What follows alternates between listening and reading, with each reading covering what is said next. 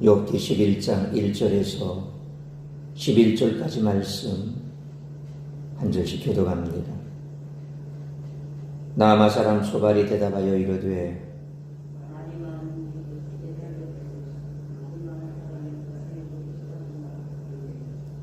내 자랑하는 말이 어떻게 사람으로 잠잠하게 하겠으며 내가 비웃으면 어찌 너를 부드럽게 할 사람이 없겠느냐.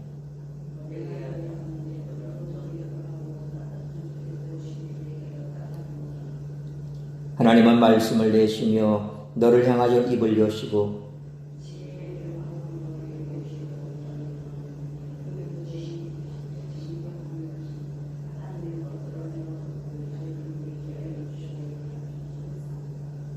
내가 하나님의 오묘함을 어찌 능히 증량하며 전능자를 어찌 능히 완전히 알겠느냐.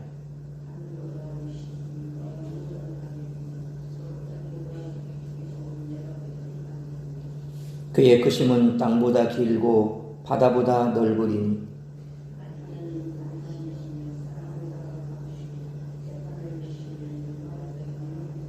11절같이 있습니다. 하나님은 허망한 사람을 아시나니 악한 일은 상관하지 않으시는 듯하나 다 보시느니라. 아멘. 욥이 빌닷의 주장에 대한 답변을 끝내자 마지막 주자인 소발이 말을 시작합니다. 소발의 주장도 엘리바스, 빌닷의 주장과 크게 다르지 않습니다. 그러나 소발의 주장이 좀 더 격하다는 것을 알 수 있습니다. 소발은 욥을 향해 말이 많다고 비난하면서 발언을 시작합니다. 말이 많은 것은 어리석은 자, 의롭지 못한 자임을 증명하는 것입니다.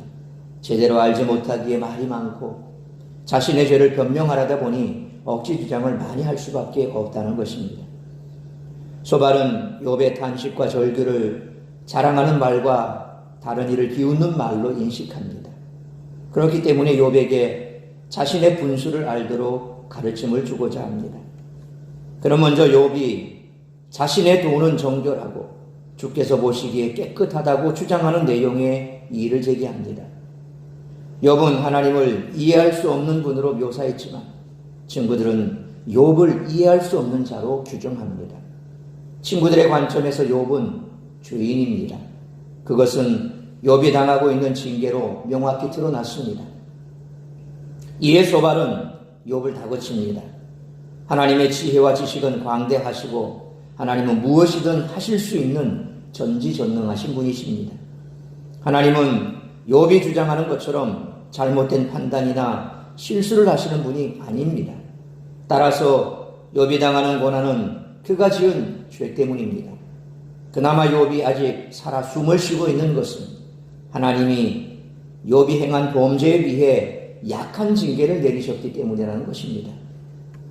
하나님이 어떤 분인지를 알게 된다면 욥도 깨닫게 될 것입니다. 하나님의 지혜와 능력은 욥이 측량할 수 있는 수준을 초월합니다. 하나님의 오묘하심은 하늘보다 높고 수월보다 깊고 땅보다 길고 바다보다 높습니다. 따라서 얄팍한 지식으로 하나님에 대해 안다고 함부로 말해서는 안 됩니다.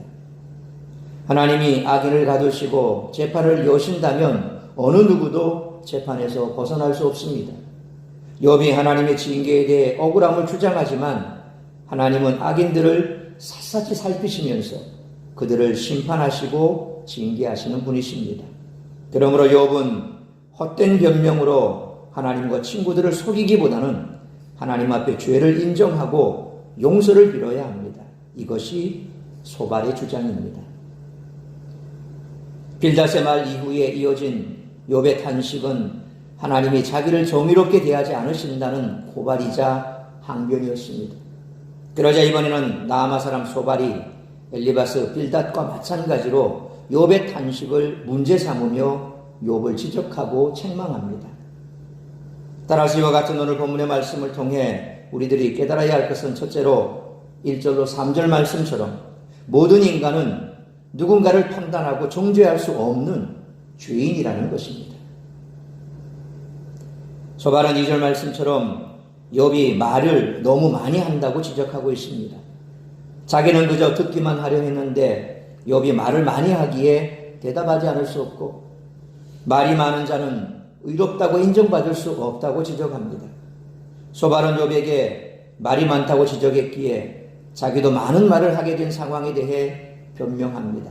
3절 말씀처럼 욥이 자신을 충동해 자신이 말하지 않을 수 없고 욥이 엘리바스와 빌닷을 비웃었기에 꾸짖지 않을 수 없다는 것입니다. 소발을 비롯한 친구들은 애초에 욥을 위로하기 위해 찾아왔기에 당연히 욥의 탄식을 들어주고 격려해 주는 것이 옳습니다. 그런데 욥의 신세 한탄을 듣고 말이 많다고 면박을 주고 꾸짖으려 하고 있는 것입니다. 소발 역시 나름대로 지식과 지혜를 가진 사람이었겠지만 역시 아픔을 당한 친구를 위로하는 자의 역할을 감당하지 못하고 자기도 같은 잘못을 저지르면서도 남을 탓하는 오류만 범하고 있다는 것입니다. 그러므로 우리 또한 고난 가운데 있는 사람을 판단하고 정죄할 수 없는 죄인이며 지혜와 지식을 자랑할 만한 사람이 아님을 항상 기억하고 겸손할 수 있는 우리 모두가 되시기를 축원합니다. 두 번째로 4절로 6절 말씀처럼 하나님의 은혜는 죄를 깨닫고 회개하게 하는 것이라는 말씀입니다. 소발은 4절 말씀처럼 죄를 지은 적이 없다는 욥의 주장에 주목합니다. 소발이 보기에도 욥의 격정적인 토로가 사람들을 속이는 말 같지는 않았던 모양입니다. 그래서 소발은 욥에게 5절로 6절 말씀처럼 거짓말하지 말라고 면박하지 않고 하나님이 오묘한 지혜와 광대한 지식으로 은혜를 베푸셔서 너의 죄를 잊게 하여 주셨다, 그렇게 주장합니다. 소발 역시 재앙은 죄 때문이라는 확신에서 벗어나지 않습니다. 그러나 욥의 무죄 주장도 거짓으로 보기 어려웠기에 욥이 자기 죄를 잊은 은혜를 얻었다는 묘한 해석을 제시합니다. 그런데 이는 하나님의 성품과 배치되는 주장입니다. 하나님은 죄를 싫어하시기에 사람이 자기 죄를 잊는다 하더라도 그것을 일깨우시고 회개하게 하시는 분이십니다. 죄를 잊는 것이 아니라 깨닫고 회개하는 것이 은혜라는 것입니다. 하나님이 욥의 죄를 잊게 하셨다면 그건 은혜가 아니라 저주이고 하나님이 불의하시다는 욥의 주장을 지지하게 되는 아이러니에 빠지게 되는 것입니다. 그러므로 우리가 하나님의 은혜는 죄를 깨닫고 회개하게 하는 것이므로 날마다 사죄의 은총을 누리며 살아가는 우리 모두가 되시기를 축원합니다. 세 번째로 7절로 11절 말씀처럼 하나님을 알되 바르게 알아야 한다는 것입니다. 논리적으로 보면 소발의 말과 태도는 모순됩니다. 하지만 그는 7절 말씀처럼 이를 오묘함이라는 말로 덮고 있습니다. 엘리바스가 자신의 환상 경험에 또 빌닷이 전통의 근거를 두어 논지를 전개했다면 소발의 논리는 뛰어넘는 오묘함을 근거로 내세운 셈입니다. 하나님은 의인에게 재앙을 주시지 않는데 의인 욥이 극심한 재앙을 당했고 욥의 무죄 주장은 거짓이 아니지만 욥의 말이 맞다고 할 수도 없는 상황을 7절로 9절 말씀처럼 하나님의 크심과 오묘함으로 슬쩍 넘겨버리는 것입니다. 소발은 10절로 11절 말씀처럼 하나님이 욥을 잡아 재판을 여셔서 욥의 악한 일을 다 보셨다고 말하는데 과연 이 재판이 옳은지 또한 의심이 됩니다. 지금까지 그의 주장에 의하면 하나님의 재판은 선명하게 규정된 법에 의해서가 아니라 오묘함에 의해 이루어지는 것 같기 때문에 우리는 여기에서 아주 아이러니함을 느낍니다. 소발은 하나님에 대해 가르치지만 오묘함이라는 표현으로 결국 자기는 하나님에 대해 모른다고 고백하는 모순에 빠지고 있는 것입니다. 그러므로 하나님을 알게 바르게 알아가는 우리 모두가 되시기를 축원합니다. 사랑하는 성도 여러분, 소발의 이런 모순 역설의 논리에 빙빙 돌리고 있을 때 욥은 여전히 고통 가운데 있었다는 사실을 우리는 주목해야 됩니다. 사실상 소발의 얘기를 들어보면 다 맞는 말 같습니다. 그렇죠. 하나님은 전지전능하신 분이십니다. 그래서 모르는 것이 없습니다. 그의 재판정에 섰을 때 죄가 없다고 누가 주장할 수 있겠습니까? 다 맞는 말 같은데 그런데 엘리바스나 빌닷이나 소발이 그 전제에 깔고 있는 게 뭡니까? 결과적으로 네가 이런 고난을 당하는 거 보니까 너는 죄인이야. 그러니까 너는 그 죄를 네가 자백하고 용서를 구하고 회개해야 돼. 이렇게 귀결이 되는 거거든요. 그러니까 그들이 앞에서 얘기했던 말들, 하나님은 이런 분이다. 그래서 네가 볼 때는 이런 죄를 지었지 않느냐라고 다 얘기할 때 하나님이 이런 분이다라고 하는 말이 사실상 우리가 들을 때는 틀린 말이 없거든요.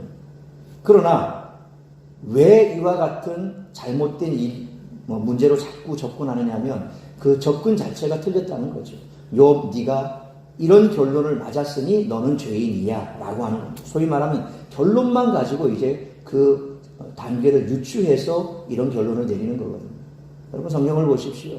욥뿐만 아니라 하나님 앞에 이런 고난을 토로하는 자들 정말 죄 때문에 그렇게 고난을 토로합니까? 그렇지 않은 경우가 얼마나 많습니까? 다윗도 시편을 보면 무수한 고난 앞에서 하나님 앞에 자신의 그 속내를 털어놓지 않습니까?